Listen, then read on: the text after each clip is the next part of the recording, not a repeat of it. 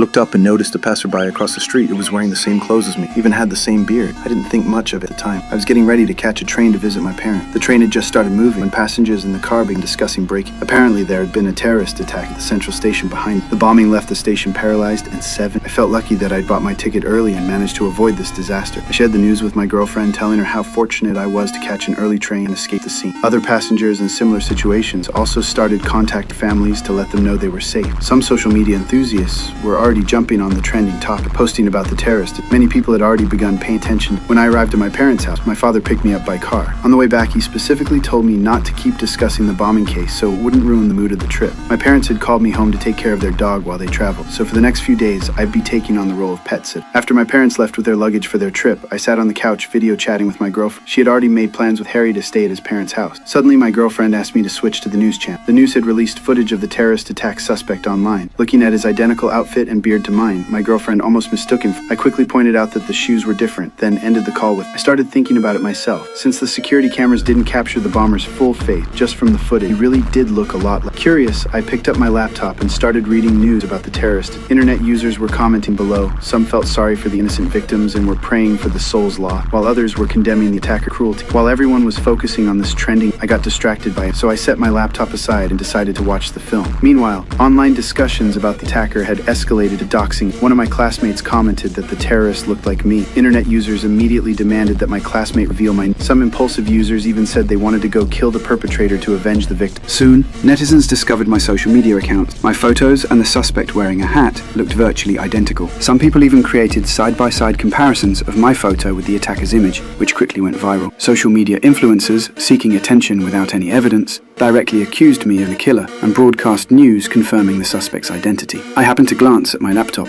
and was completely shocked. I saw my social media account gaining followers like crazy, with my inbox flooded with messages. Terrified, I quickly switched to a private account, but soon my phone was bombarded with messages. In the age of big data, people have no privacy whatsoever. Trying to understand what was happening, I quickly checked the terrorist attack discussion forum, only to discover in horror that because of my resemblance to the attacker, internet users had already identified me as the suspect. Terrified, I immediately called the police, explaining that I'd been mistaken for a suspect and might face threats to my life. They asked for my address and told me to wait where I was. Before hanging up, the operator reassured me that while many people talk big online, few actually follow through, so it probably wouldn't pose any real danger to my life. I could only wait patiently for police to arrive. I was scared to be alone in the house and wanted to ask my classmates for help, but unexpectedly no one was willing to answer my call. Obviously, everyone wanted to avoid getting involved in trouble. I had to turn to my parents for help, but they were on a plane and unreachable. Finally, I could only ask my girlfriend for help. My girlfriend was angry because I had posted photos of us together on social